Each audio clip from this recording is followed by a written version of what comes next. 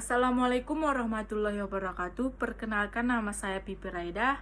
Saya dari Rombel A Geografi dan Lingkungan Hidup. NIM saya 2110884 semester 3. Jadi saya akan menjelaskan tentang permasalahan lingkungan hidup di Indonesia. Penyebab permasalahan lingkungan hidup saat ini memang menjadi problem yang paling sering terjadi di lingkungan Indonesia.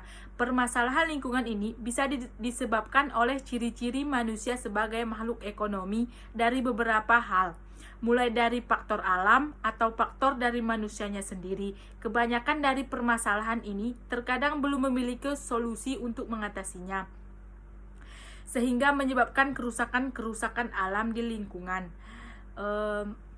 Permasalahan lingkungan hidup ini contohnya seperti permasalahan sungai yang tercemar selama 5 tahun.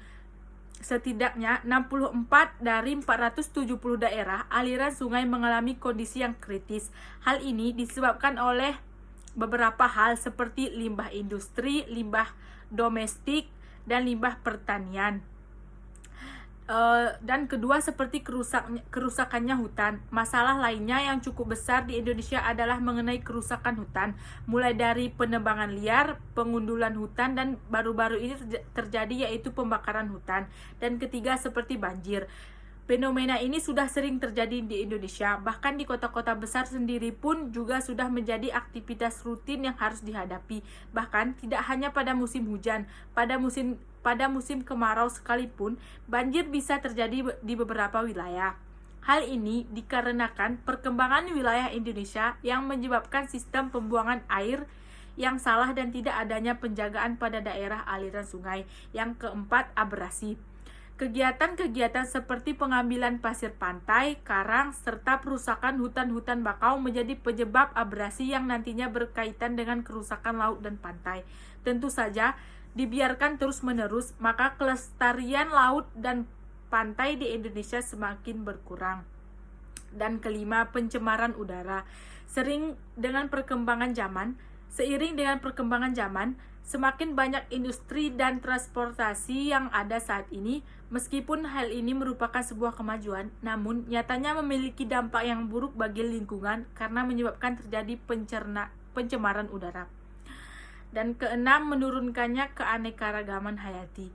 Dampak lanjut dari kerusakan hutan terjadi bisa menjadi penyebabnya menurunnya keanekaragaman hayati yang ada di Indonesia. Bahkan tidak hanya itu saja, banyak sekali alat komunikasi zaman sekarang menjadi informasi pengambilan flora dan fauna ilegal yang dijadikan sebagai barang jual beli pembuat hewan dan tumbuhan Indonesia menjadi berkurang, bahkan punah.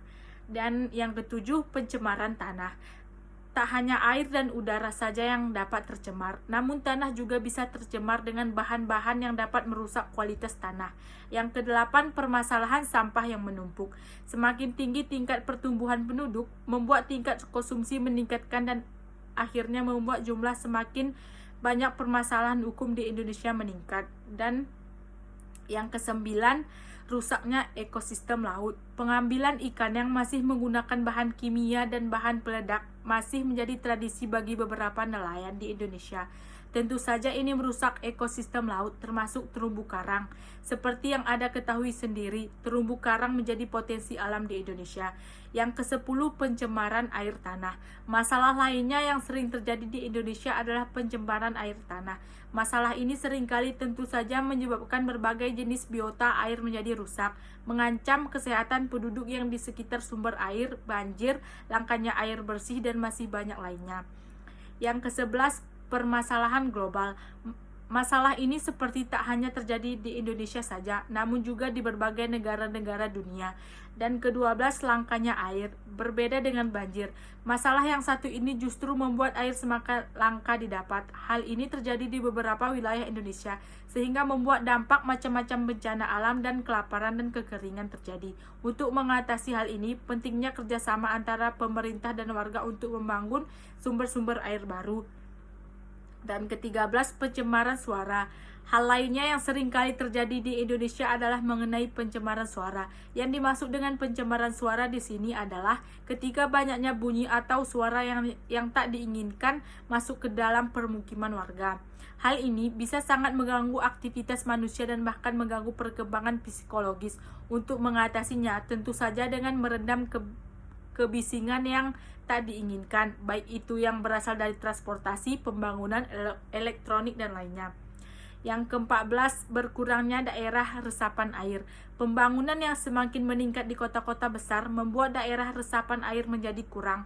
Hal ini tentu saja membuat banjir menjadi keragaman suku, bangsa, dan budaya sering melanda daerah-daerah tersebut. Untuk itu, pentingnya peran pemerintah untuk mengulangi pembangunan-pembangunan agar tak mengurangi daerah resapan air.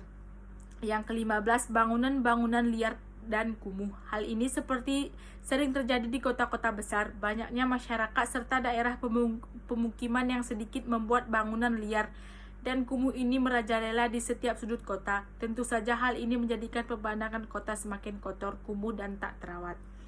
Mungkin hanya ini yang dapat saya sampaikan. Billahi taufik walhidayah. Assalamualaikum warahmatullahi wabarakatuh.